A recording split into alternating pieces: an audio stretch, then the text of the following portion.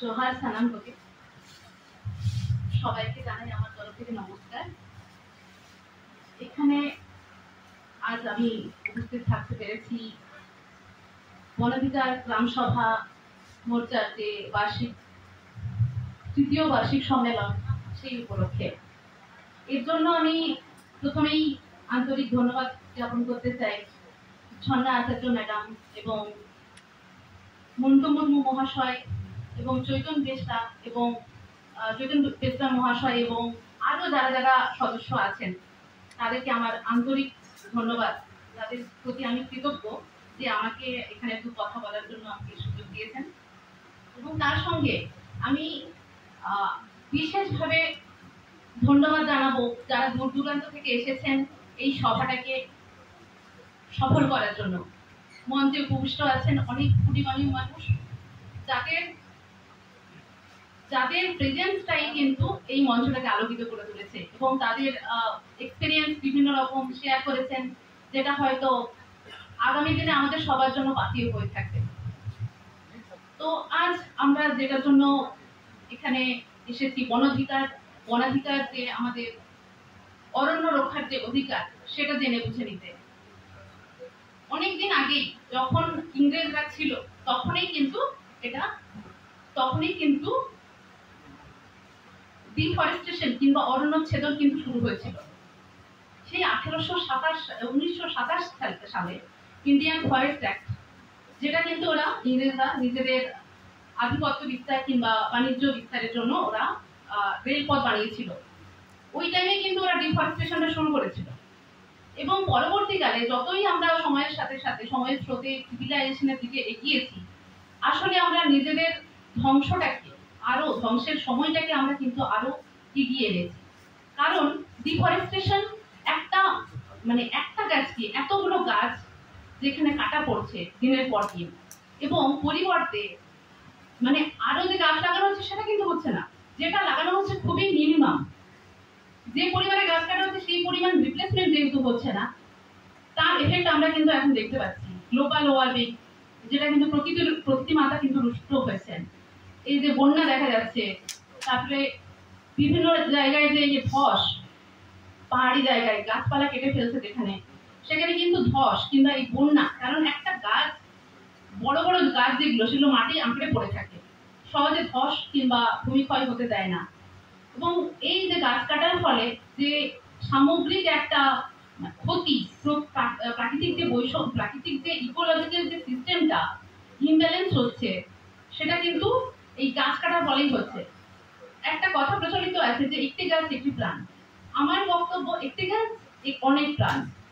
বড় বড় গাছগুলো খেয়াল করে দেখুন, সেগুলোতে কিন্তু পশু পাখি, তার পশু তো নিচে ছায়াই আছে, পাখিরাও সেখানে কিন্তু ছায়ায় কিংবা গাছের ডালে কিন্তু সেখানে বাসা বেঁধে থাকে। এবং একটা ইকোলজিক্যাল সিস্টেম যেটা ধরুন খাদ্য চেঞ্জ, যেটা ফুড যে চেঞ্জটা, যেমন ধরুন একটা প্রাণী সে ঘাস টাস খেয়ে বেঁচে থাকবে এবং তাকে আর একটা প্রাণী খাবে, এইভাবে যে সিস্টেমটা রয়েছে। তো কিন্তু এই যে ডিফরেস্টেশনের জন্য সেটা কিন্তু ব্যাহত হচ্ছে। এবং আমাদের এটা খেয়াল করতে হবে যে এই যে রিসেন্ট যে আমরা 2006 সালে ফরেস্ট রাইট অ্যাক্ট, এটাতে আমাদের কি বলা হচ্ছে যে এখানে আমাদের যে আদিবাসী এবং অআদিবাসী যারা কিনা বন জঙ্গলে থাকেন, বনবাসী যারা, তাদের জন্য কিন্তু এই আইন পাশ করা হয়েছে। কারণ যে এখানে বনাধিকার যে ব্যাপারটা, সেটা কিন্তু একমাত্র যারা বনে থাকেন তারাই কিন্তু ভালো করে বুঝবেন। তাদের জীবিকা, তাদের কিন্তু পুরোটাই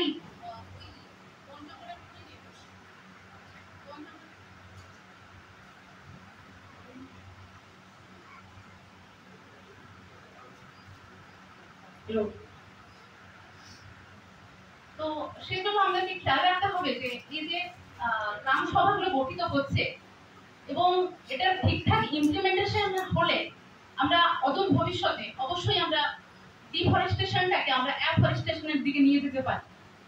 আর গ্রাম সভাগুলোকে অনেকেই ভাবছেন যে হয়তো রাজনৈতিক রাজনৈতিকভাবে উদ্দেশ্য প্রণোদিত, কিন্তু আসলে সেটা নয়, সেটা আমাদের কাছে ক্লিয়ার হয়ে যাওয়া উচিত। গ্রাম সভা কিন্তু অরাজনৈতিক, গ্রাম সভা কিন্তু সম্পূর্ণভাবে অরাজনৈতিক, যেটা অনেকেই হয়তো বুঝে উঠতে পারছেন না বলে হয়তো অনেক আমার পূর্ববর্তী বক্তারা অনেকেই বলে গেলেন যে অনেকেই হয়তো মানে পলিটিক্যাল যারা আছেন তারা হয়তো যুক্ত হচ্ছেন না, তারা হয়তো ভাবছেন যে আসলে এটা রাজনৈতিক ছোঁয়া আছে, কিন্তু আসলে তা নয়, অরাজনৈতিক পুরোপুরি সংগঠনটা। এবং এটা কিন্তু নিজেদের অধিকার বুঝে নেওয়ার লড়াই, নিজেদের অধিকার বুঝে নেওয়ার জন্য যে আমরা এই সভাগুলো আছে সেটা যাতে আমাদের স্ট্রং হয় সেই দিকে আমাদেরকে খেয়াল রাখতে হবে।